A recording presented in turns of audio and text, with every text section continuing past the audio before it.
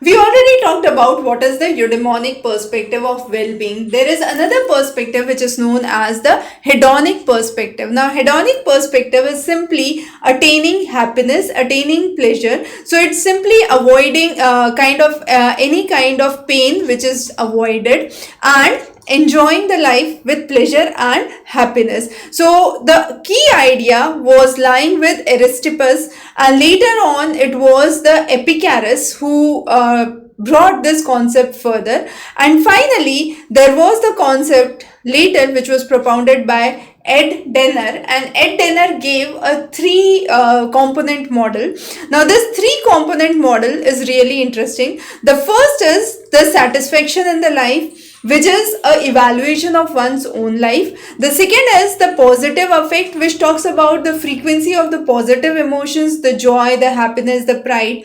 The third one is the negative effect, which talks about the infrequency of the unpleasant emotions like sadness, anxiety.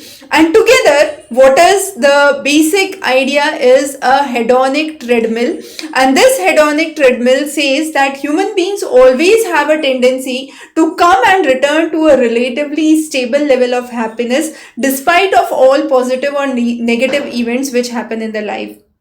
So avoiding pain, deriving happiness, pleasure, and satisfaction is one of the basic idea, and therefore hedonic well-being specifically focuses on what is called as subjective well-being, because this criteria is highly subjective in nature, and there is a feeling of pleasure outcome which is feeling good, and usually it's related to short-term happiness.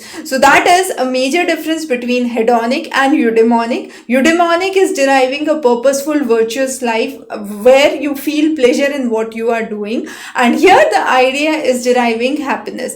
So very, very important concepts for your psychology. For complete preparation, refer the link below and the postal material. Thanks for joining. Have a great day.